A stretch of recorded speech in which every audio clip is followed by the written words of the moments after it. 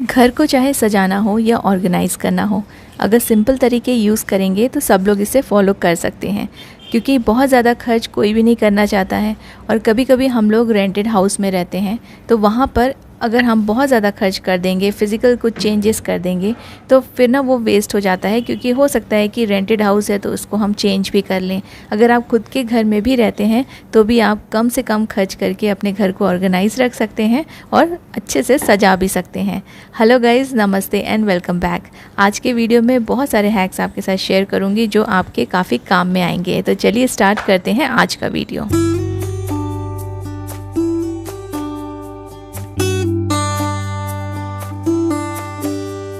Bathroom या फिर kitchen को ऑर्गेनाइज़ करने के लिए या किसी भी रूम को ऑर्गेनाइज़ करने के लिए ऐसे ऑर्गेनाइज़र्स जिसको नेल्स यूज़ करने की ज़रूरत नहीं पड़ती है। तो ये जो ऑर्गेनाइज़र है इसके साथ एडिसिव हुक्स आए थे और इसमें 3 एडिसिव हुक्स एक साथ दिए गए हैं, जिससे कि ना ये जो ऑर्गेनाइज़र है ये मैश का ऑर्गेनाइज़र है, काफ़ी स्ट्रॉन्ग हो जाता है और इसमें आप थोड़ा हैवी सामान भी रख सकते हैं। तो आप ऐसे जब ऑर्गेनाइज़र्स लेते हैं तब आप देख लीजिए कि उसमें कितने हुक्स आए हैं। 3 से 4 हुक्स अगर आते हैं तो ये काफ़ी स्ट्रॉन्ग बन जाता है और फिर ये गिरता नहीं है। तो ये मैं बाथरूम में यूज़ कर रही हूँ। ये मैश का रैक है और काफ़ी ब्रॉड भी है, इसमें काफ़ी सारी चीज़ें आ सकती है, बाथरूम में जो भी चीज़ें यूज़ होती है। तो यहाँ पे मैंने इसे वॉल पे चिपका दिया है, आप इसे टाइल्स पे भी चिपका सकते हैं, दोनों ही जगह पे ये यूज़ हो सकता है। और यहाँ पे मैं बाथरूम में जो रिलेटेड चीज़ें रहती हैं, जो स्पेशली हम बाथरूम में ही यूज़ करते हैं, तो वो सारी चीज़ें मैं यहाँ पे अरेंज करके रख रही हूँ। और काफ़ी हैवी है ये सारी चीज़ें, बट ये ईज़िली इसमें फ़िट आ रही हैं और इसका जो वेट है ना ये आराम से इसको ले लेगा। और मैं इसको यूज़ करती रहूँगी, आप मेरे घर को तो देखते ही रहते हैं वीडियो में।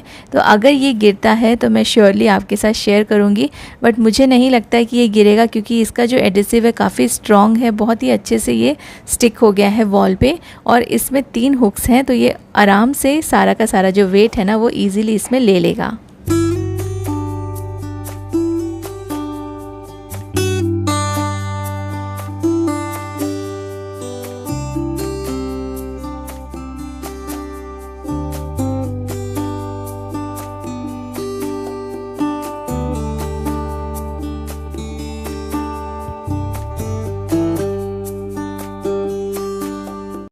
हम लोग अपने किचन काउंटर टॉप पे चीज़ें ऐसे ही डायरेक्टली रख देते हैं।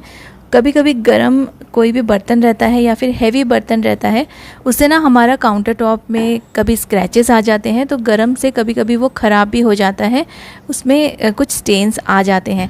तो आप कभी भी कोई हैवी बर्तन या फिर गरम बर्तन अपने काउंटर टॉप पे रखते हैं ना, तो ज़रूर कोई ना कोई मैट यूज़ कीजिए।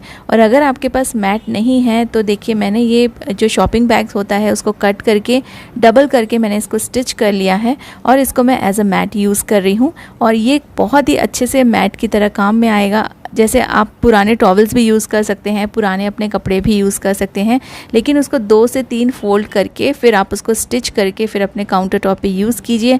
बिल्कुल एज अ मैट ये काम आएगा और आपका जो काउंटर टॉप है वो उसमें स्क्रैचेस भी नहीं आएंगे और स्टेन से भी ख़राब नहीं होंगे। जो भी बर्तन आप रखते हैं, चाहे स्टील का बर्तन हो या नॉन स्टिक पैन्स हो, गरम बर्तन हो, ठंडे बर्तन हो, सारी चीज़ों के नीचे आप ऐसे अपने शॉपिंग बैग्स यूज़ कर सकते हैं। बस इसको फोल्ड करके आप स्टिच कर लीजिए या फिर आप इसको हॉट ग्लू से भी चिपका सकते हैं, ये निकलता नहीं है। हॉट ग्लू भी काफ़ी दिन चल जाता है। या फिर आप अपने पुराने जो फटे हुए टॉवल्स रहते हैं उनको भी कट करके डबल लेयर में स्टिच करके यूज़ कर सकते हैं। छोटी छोटी चीज़ें जो रेगुलरली हम लोग यूज़ में लाते हैं, जैसे कि हमारे लाइटर हो गए या फिर हमारे जो सिजर्स हो गए, इनको रखने की भी ना एक पर्टिकुलर जगह होनी चाहिए, फ़िक्स प्लेस होना चाहिए, जिससे कि आपको काम करने में आसानी होगी। यहाँ पे मैं 2 छोटे छोटे एडिसिव हुक्स यूज़ कर रही हूँ और इन पे मैं अपनी जो सिजर्स हैं और जो मेरे लाइटर्स हैं ना उनको मैं हैंग करके रखूँगी। कुकिंग के टाइम पे ये छोटी छोटी चीज़ें अगर नहीं मिलती हैं तो इनको ढूंढने में भी हमारा काफ़ी सारा टाइम वेस्ट हो जाता है। इसलिए आप इसको बिल्कुल अपने सामने रखिए, जहाँ पे आपका जो गैस है उसके बिल्कुल आसपास कहीं आप इसको स्टिक करके रख सकते हैं, क्योंकि जो लाइटर होता है ना उसको हैंग करने में थोड़ा सा डिफ़िकल्ट होता है, उसमें कोई भी हुक नहीं होता है और आप सिंगल हुक में उसे हैंग नहीं कर सकते हैं। तो आप ऐसे डबल छोटे छोटे हुक्स लगा देंगे तो ईज़िली ये हैंग हो जाएगा और ये गिरेगा भी नहीं। और ऐसे ही आप अपने सिजर्स को भी लगा के यहाँ पे रख सकते हैं। तो यहाँ मैंने 2 हुक्स सिजर्स के लिए लगा दिए हैं और 2 हुक्स मैंने यहाँ पे लाइटर के लिए लगा दिए हैं, बिल्कुल अपने गैस के पास। और ये बिल्कुल बिल्कुल सामने रहेगा और बिल्कुल भी इनको ढूंढने में टाइम वेस्ट नहीं होगा। ऐसे आप फिक्स प्लेस बना के रखिए अपने छोटे छोटे सामान जो भी आप किचन में यूज़ करते हैं। ऐसे ही हुक्स ना हमारे दूसरे चीज़ को हैंग करने में भी काम आते हैं, छोटी बड़ी चीज़ें जो भी हम अपने घर में यूज़ करते हैं। लेकिन अगर आपके पास हुक नहीं है तो आप ऐसे जो कपड़े सुखाने की जो क्लिप्स होती हैं इनको भी यूज़ कर सकते हैं। इनके पीछे बस आपको डबल टेप यूज़ करना है। मैं हमेशा ना ऐसे ट्रांसपेरेंट वाले डबल टेप ही यूज़ करती हूँ क्योंकि ये काफ़ी स्ट्रॉन्ग होते हैं। एक बार आपने लगा दिया ना तो ये सालों साल तक नहीं निकलते हैं। और अगर आपको रिमूव करना है तो इनको रिमूव करना भी काफ़ी आसान है।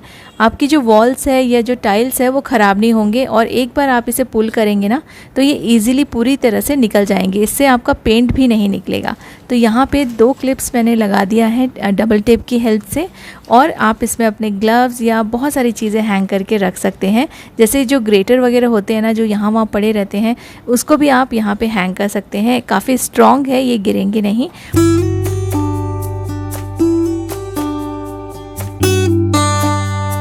हमारे जो चार्जर्स रहते हैं, पावर बैंक रहते हैं, इसको हम लोग डेली यूज़ करते हैं और इनमें भी बहुत सारी गंदगी जम जाती है। इनको साफ़ करने का ना बहुत ही आसान सा तरीका बता रही हूँ। देखिए ये कितना गंदा हो गया है। जो चार्जर्स रहते हैं हमारे, इनके जो वायर्स हैं वो भी बहुत गंदे हो जाते हैं। तो आप नेल पॉलिश रिमूवर यूज़ कर सकते हैं या आप सिंपली पानी से इसको, कॉटन को थोड़ा सा वेट करके भी इसको क्लीन कर सकते हैं। लेकिन अगर आपके चार्जर्स वगैरह बहुत ज़्यादा गंदे हैं तो मैं सजेस्ट करूँगी कि आप नेल पॉलिश रिमूवर यूज़ कीजिए। इससे ये काफ़ी अच्छे से भी क्लीन हो जाएंगे और जल्दी भी क्लीन हो जाएंगे। देखिए मैंने थोड़ा सा रिमूवर लगाया था और इसमें जितने भी दाग धब्बे थे सब निकल गए हैं, काफ़ी अच्छे से क्लीन हो गया है। सिमिलरली मैं इसके वायर को भी क्लीन कर रही हूँ और आपको मैंने दिखाया है कि कितना इसमें गंदगी थी। पूरा जो कॉटन है ना वो पूरा ब्लैक हो गया है। तो ऐसे आप जितनी भी चीज़ें यूज़ करते हैं, अपने केबल्स, अपने चार्जर्स, इनको भी साफ़ करना बहुत इम्पॉर्टेंट है क्योंकि ना इनको हम लोग हाथ लगाते हैं, डेली हम लोग इनको बहुत बार यूज़ में लाते हैं तो हमारे हाथों से भी ये काफ़ी बार गंदे हो जाते हैं। प्लस इनमें डस्ट भी पड़ता रहता है तो इनको भी आप बीच बीच में ज़रूर से क्लीन कीजिए। और क्लीन करने के बाद इनको एक ड्राई कपड़े से अच्छे से वाइप करके उसके बाद ही आप इसे यूज़ कीजिए।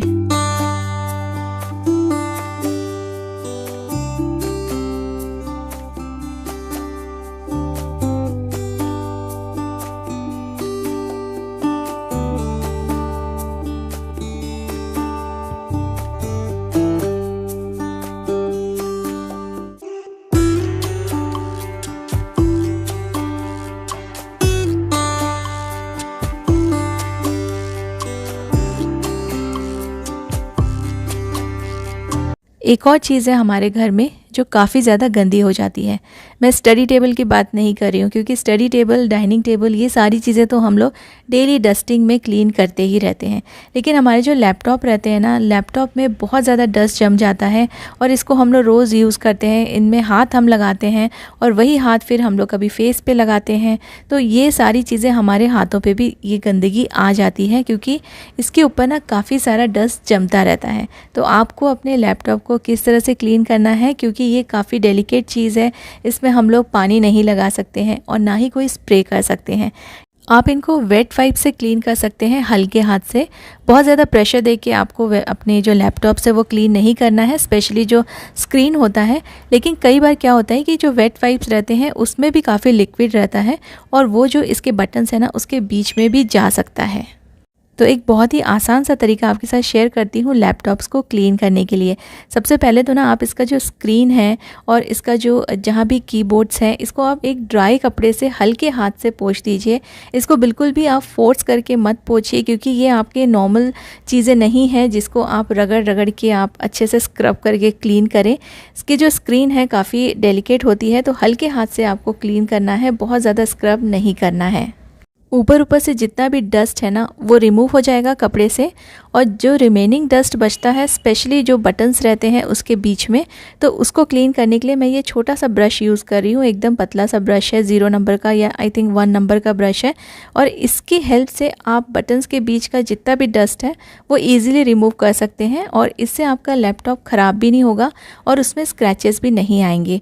और ऐसी जो अंदर की जो फोल्डिंग वाली जो स्पेस होती है उसको क्लीन करने के लिए आप ऐसे कॉटन बड्स यूज़ कर लीजिए, ये भी सॉफ्ट रहता है, इससे भी आपका जो लैपटॉप है वो ख़राब नहीं होगा। और ये सारी चीज़ें ना आप यूज़ कर सकते हैं, सॉफ्ट ब्रश या फिर आप कॉटन बड्स यूज़ कर सकते हैं। इससे जहाँ जहाँ पे अंदर कॉर्नर्स में डस्ट जमा रहेगा वो ईज़िली रिमूव हो जाएगा और आपका जो लैपटॉप है वो काफ़ी अच्छे से साफ़ हो जाएगा।